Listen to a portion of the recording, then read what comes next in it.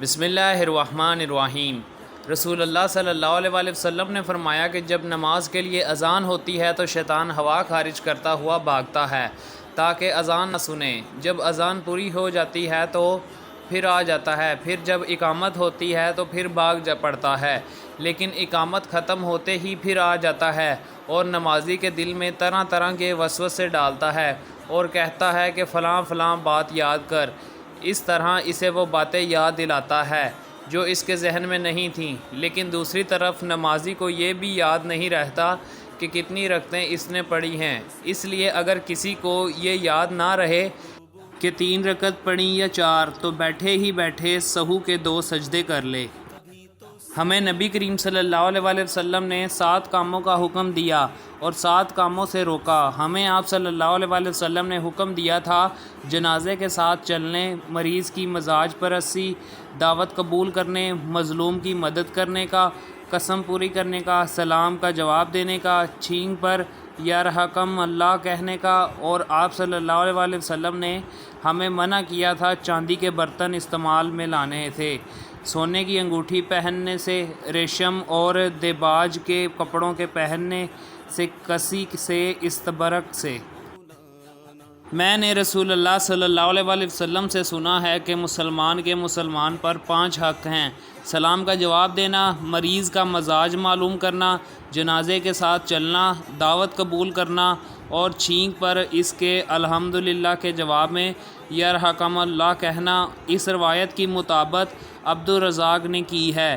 انہوں نے کہا کہ مجھے معمر نے خبر دی تھی اور اس کی روایت سلامہ نے بھی عقیل سے کی ہے۔ رسول اللہ صلی اللہ علیہ وآلہ وسلم نے فرمایا کہ خواب میں میرے پاس میرے رب کا ایک آنے والا فرشتہ آیا، اس نے مجھے خبر دی، یا آپ صلی اللہ علیہ وآلہ وسلم نے یہ فرمایا کہ اس نے مجھے خوشخبری دی کہ میری امت میں سے جو کوئی اس حال میں مرے کہ اللہ تعالیٰ کے ساتھ اس نے کوئی شریک نہ ٹھہرایا ہو تو وہ جنت میں جائے گا۔ اس پر میں نے پوچھا اگرچہ اس نے زنا کیا ہو، اگرچہ اس نے چوری کی ہو؟ تو رسول اللہ صلی اللہ علیہ وآلہ وسلم نے فرمایا کہ ہاں، اگرچہ زنا کیا ہو، اگرچہ چوری کی ہو۔ میرے والد شہید کر دیے گئے تو میں ان کے چہرے پر پڑا ہوا کپڑا کھولتا اور روتا تھا۔ دوسرے لوگ تو مجھے اس سے روکتے تھے، لیکن نبی کریم صلی اللہ علیہ وآلہ وسلم کچھ نہیں کہہ رہے تھے۔ آخر میری چچی فاطمہ رضی اللہ تعالیٰ عنہ بھی رونے لگیں تو نبی کریم صلی اللہ علیہ وآلہ وسلم نے فرمایا کہ تم لوگ رو یا چپ رہو، جب تک تم لوگ میت کو اٹھاتے نہیں، ملائکہ تو برابر اس پر اپنے پروں کا سایہ کیے ہوئے ہیں۔ اس روایت کی مطابقت شعبہ کے ساتھ ابن جریج نے کی، انہیں ابن منکدر نے خبر دی اور انہوں نے جابر رضی اللہ تعالیٰ عنہ سے سنا۔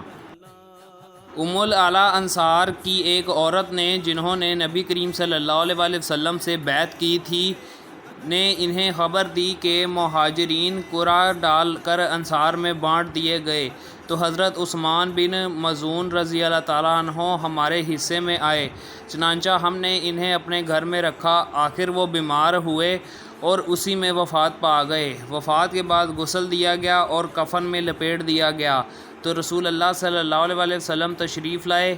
میں نے کہا ابو صائب، آپ پر اللہ کی رحمتیں ہوں، میری آپ کے متعلق شہادت یہ ہے کہ اللہ تعالیٰ نے آپ کی عزت فرمائی ہے۔ اس پر نبی کریم صلی اللہ علیہ وآلہ وسلم نے فرمایا تمہیں کیسے معلوم ہوا کہ اللہ تعالیٰ نے ان کی عزت فرمائی ہے؟ میں نے کہا یا رسول اللہ صلی اللہ علیہ وآلہ وسلم، میرے ماں باپ آپ پر قربان ہوں، پھر کس کی اللہ تعالیٰ عزت افزائی کرے گا؟ آپ نے فرمایا اس میں شبہ نہیں کہ ان کی موت آ چکی، قسم اللہ کی کہ میں بھی ان کے لیے خیر ہی کی امید رکھتا ہوں، لیکن واللہ مجھے خود اپنے متعلق بھی معلوم نہیں کہ میرے ساتھ کیا معاملہ ہوگا، حالانکہ میں اللہ کا رسول ہوں۔ ام علا نے کہا کہ خدا کی قسم اب میں کبھی کسی کے متعلق اس طرح کی گواہی نہیں دوں گی۔